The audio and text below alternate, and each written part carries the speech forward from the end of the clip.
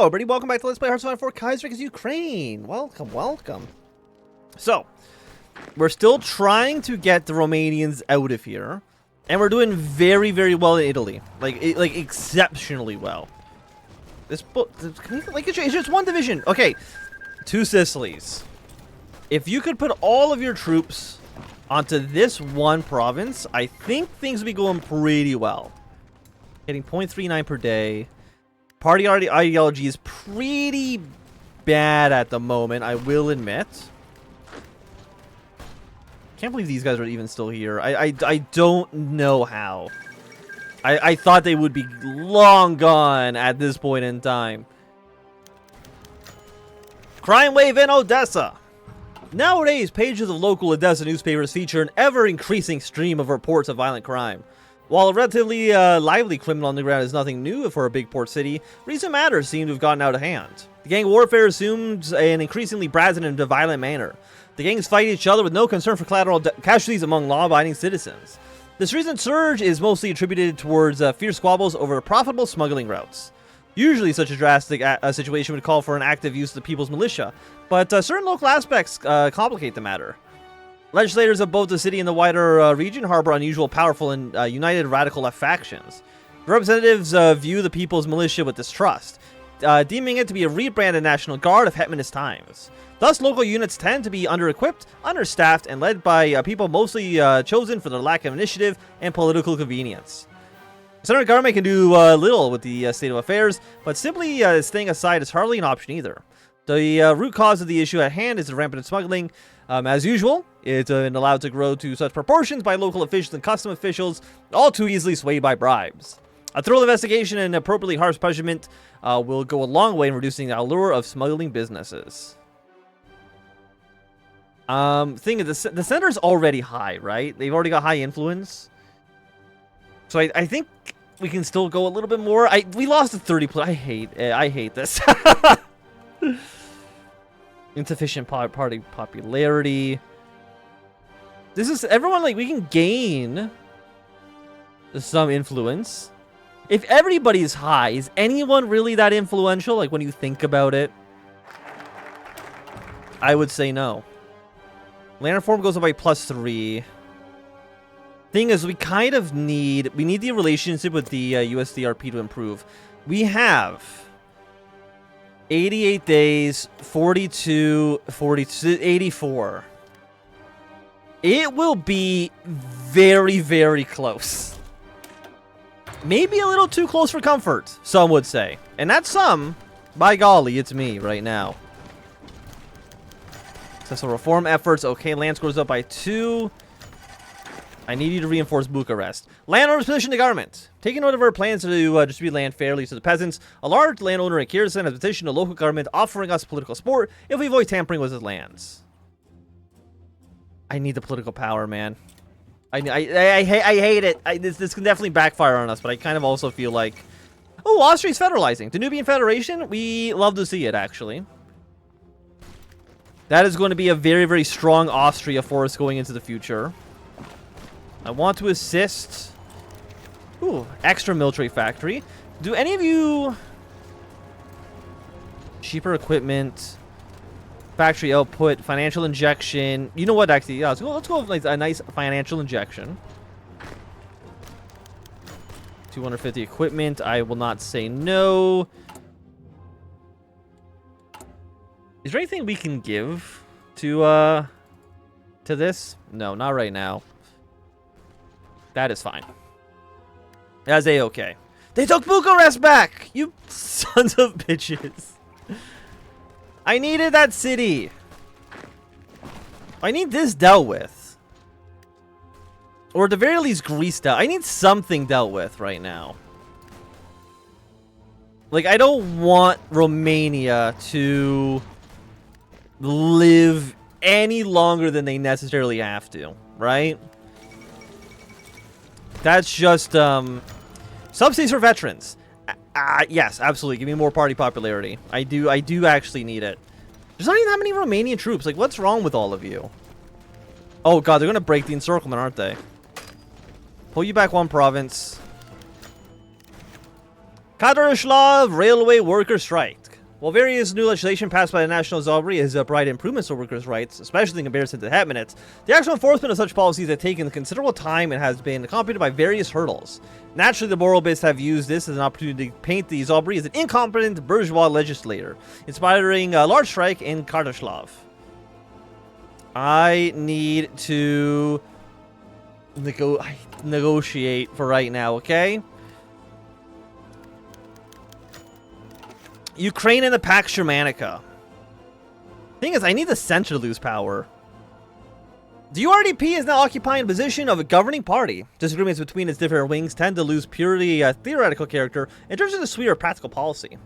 While the debates are usually concerned mostly with the order priorities of certain decisions, one question remains rather divisive. One is the place of Ukraine in the Pax Germanica. The UDRP right is mostly in favor of prevailing the status quo. While these notions are rarely put to the forefront of the faction's public image, given the relatively unpopularity of Berlin among common Ukrainians, many right-wingers privately maintain a fairly positive view of the current international order. The Reichspakt, according to them, is a bastion of order against a syndicalist anarchy. The Middle Europa, a union of mostly developed economies of the continent, crucial for the peaceful and fruitful cooperation between the nations of Europe. So it's not surprising that Pilipchuk, one of the leading figures of the URDP right and member of the party's economic committee, has always been pushing for the strengthening of ties between Ukraine and Germany. These youths, however, find little understanding among the party's left nowadays.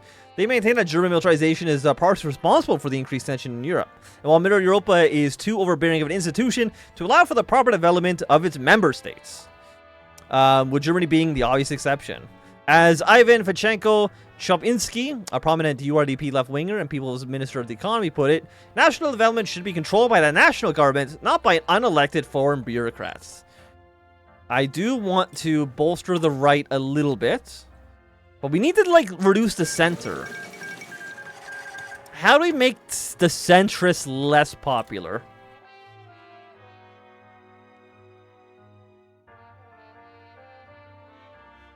I don't know. My only other thought is having everybody be popular, and I don't know if that's actually how that would work. Oh god, they're pushing far into this, huh? I hate this? I hate this? What are you guys doing down here in Greece? Nothing really. You're in Corfu because of course you are. Okay, because you're fighting like two fronts right now, basically. Is this war going to be over before the Second Weltkrieg? It's kind of hard, I think, to say right now, and I really hate that Ukraine or that Romania is making any comeback here. This should not be happening. Okay, some of our national focuses have expired. I know that the what's the penalty for this? People will lose influence. Okay, so it's not that bad. Necessary. We have 110 days for you. And what's our penalty for this if we fail? Negative 6% stability. More popularity for syndicalism. Cool. Because these don't finish automatically. 120 days. And it's only when they're removed do they actually give you the benefit. I need to push back into you. Can I send you aircraft? What does this appear? 59 fighters? It's not that big.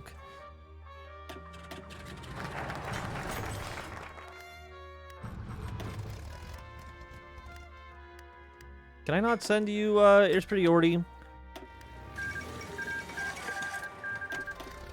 Not enough wait, can I not and volunteers are already received. So I'm not too sure actually what the problem is then. We need... I'm hoping that this will actually at least make them neutral towards us. Not necessarily friendly, but at least neutral. We need to keep pressure here. Thing is, like, if they connect this line, it's really bad. It's really, really up. Okay, never mind. We're not gonna read that decision though. That one is above my pay grade. Okay, let's go more factories in Kiev. Holding the line where we can. Again, if we can just like shrink this more and more.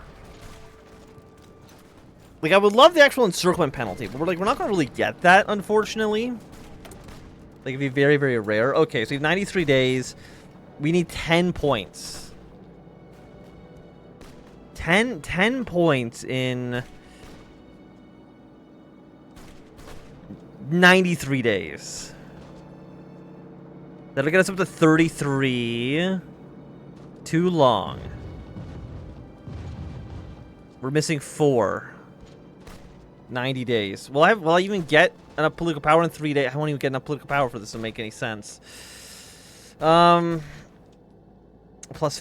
I guess I have to do like a railroad. Loans from Germany. Oh, no, I'm stupid. That's good. There we go. We're up back up to 76. I could have done it. Okay. Well, you'll be +5. We only need +10. If we do another railroad. Yes. 5, 10. Get us exactly. It's only 40. Is above 40. Is above 40. Okay. Okay. That does change things a little bit. A rubble in the east. A rumble. A right to strike is one of the basic rights guaranteed by the People's Republic's Constitution. And it seems some are ready to exercise it in the fullest. The Independent Union of Miners is now a new organization, not tied to an established trade union structures, and created after the lift of restrictions on labor associations imposed by the Hetmanate. It enjoys quite a lot of support from the miners of the Donbas region, and is responsible for a numerous strikes now gripping the mining industry. Strikes are to be expected, with the economy only recently starting to recover from the shock of Black Monday crisis, but these only have a streak of militancy and radicalism more reminiscent of the heydays of 1936. It is obvious that while the workers have justified grievances, the UKP and the Borobist, without a doubt standing behind this independent union, are using the situation to further their own political goals.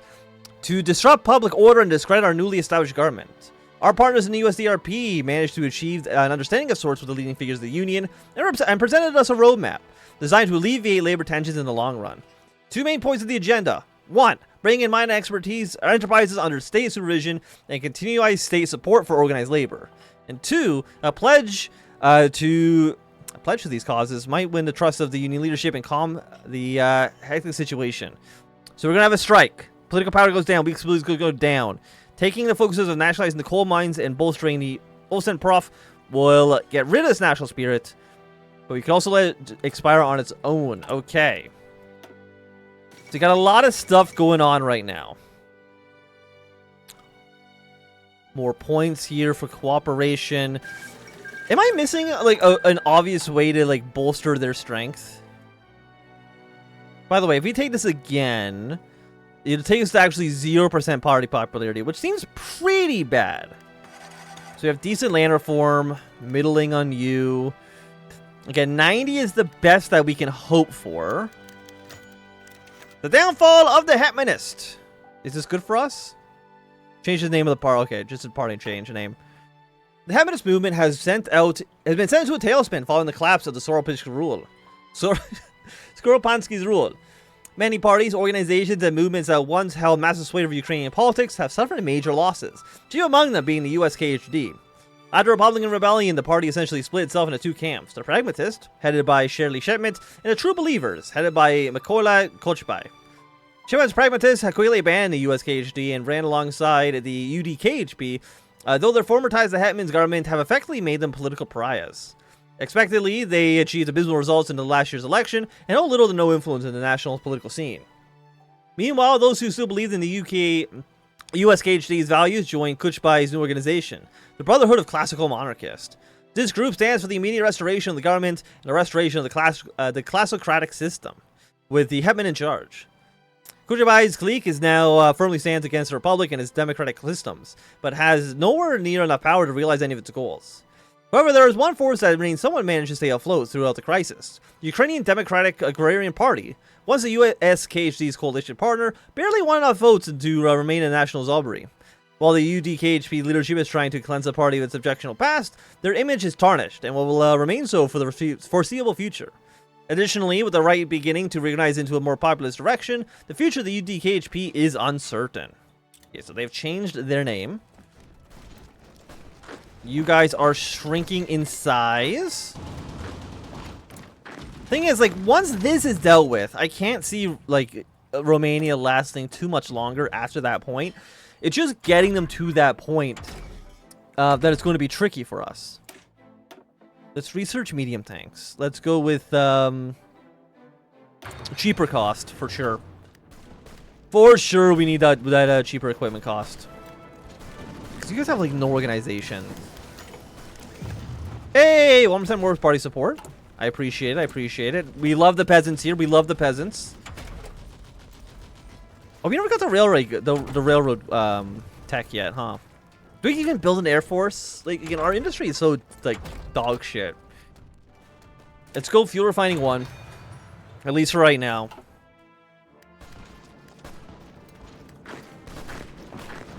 Keep the pressure on. We need these troops dead. Okay, 1,000 infantry equipment. I do appreciate it. What's our unit cap right now? 33 out of 47. Okay, we're still basically fine. Let's upgrade our artillery. We'll upgrade old ones first. Burgos has fallen. Yeah, so CNT is going to win. Not a big surprise there. But now we're... See, here's the thing. These goddamn mountains in northern Italy. This is how the SRI is able to survive all the time. Every time into at least a second Weltkrieg. Is this little strip of bullshit right here. We're never happy to see it. 97. Hey! Okay. Now, unfortunately, they are not encircled because they do border Austria. Even though Austria is not friendly to the Romanian government, you can't actually kill them off here. But we need to have... Once these troops run out of organization, like, they'll just die, which is nice. So you'll be done in 6 days. This has 10 days. If this does not at least boost them up to indifferent, then the coalition's going to collapse. Which is bad. It's really bad, actually.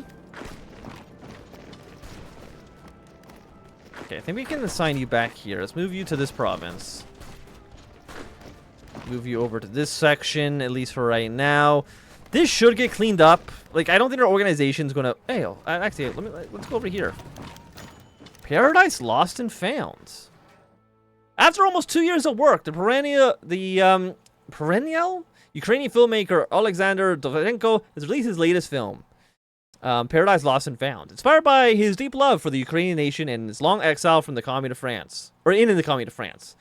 It was first among many works of art to actually been filmed on location in Ukraine, to much celebration. It follows the story of a utopian settlement in the Ukrainian wilderness as it slowly transforms into a modern metropolis while enduring attacks from enemies opposed to its unique way of life. A mixture of communal living and technocratic rational planning. This has been interpreted by critics as either a positive allegory for the renaissance of left-wing Ukrainian republicanism, or according to Dvansky's more hardline detractors, a way of romanticizing the old hetman's idea of classocracy. Dovzhenko's supporters have praised the film as an ode to the potential of the Ukrainian nation, attempting to reconcile the forces of nature with the forces of modernity. Unlike Dovzhenko's prior works, which are more grounded in the commune art school of proletarian realism, the film is quite intensively symbolic. Romantic to the point of exhaustion, as one of Dovzhenko's collaborators noted with sly wit. References to specific nationalities, cultures, and political movements, even those of Ukraine, are hidden behind layers of allegory.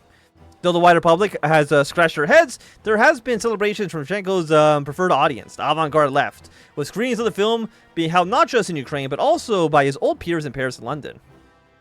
The mixed response has not intimidated Dovzhenko, and the man's renowned as the first poet of cinema has immediately returned to work on his next project. We don't need to worry about him too much. It's not like he's a political party. Okay, did that deal with this? Hey, we're back to indifferent with 4 days on the clock. 4 days on the clock. It's gonna make that's gonna be the thumbnail. Is the coalition collapses or something like that? You know what I mean. We barely got by the skin of our teeth. We're gonna take you for the Landform Industrial Score. You'll be done in 42 days. Meanwhile, you have 64 days. So we should barely, literally just barely. Okay, this is going to pass, which is probably not great. It's barely going to do what needs to be done. Are you both going to go down the low? Because I can't have you on low. I felt it didn't actually seem like it did anything. Stakes? Okay, this could be the last event we're going to read for this episode. Stakes in Warsaw. The elections in the Kingdom of Poland are to be held this year, and there is talk of an entrenched pro-German interpartisan circle losing power. The opposition parties, concentrated around the Republican and Center-Slav movement, have been steadily gaining traction. Our relationship with the King of Poland, August the 4th, is rocky to say the least, in large part due to the clashes between the VDR and the Polish garrisons stationed near Brest during the anti-Hetman revolt. The regime he reigns over is almost in every way opposite to the Republican ideal. He's the very symbol of German economic and political influence over Poland, much like the Hetman was over Ukraine. Naturally, the Central Slav have been eyed in Kiev as a much more attractive partner to work with than the king. Plans for further cooperation between the two democratic peasant republics of Ukraine and Belarus have already been drawn up, and if the Central Slav takes power, those plans could include Poland as well. Some influence between our two states may remain even if the Central Slav in power, in particular the potential division of Galicia. Otherwise, however, there is little reason to not support their campaign, and our coalition partners have pressured us to do so, given the chance of a new ideological ally and neighbor. Well, I see no... I mean, the 50 political power is a pain in the ass, but we'll strengthen our ties with Republicans. We will get the USDRP to hate us maybe a little bit less. But for right now... Also, look at this. Look at this little snake. Well, who made this snake? I'm happy about the snake. But anyway, at least for right now, I think it's going to be a good time for the end of this episode. So you enjoy when it comes up. Now do it, thumb down. Do you want to see more? Subscribe, and goodbye.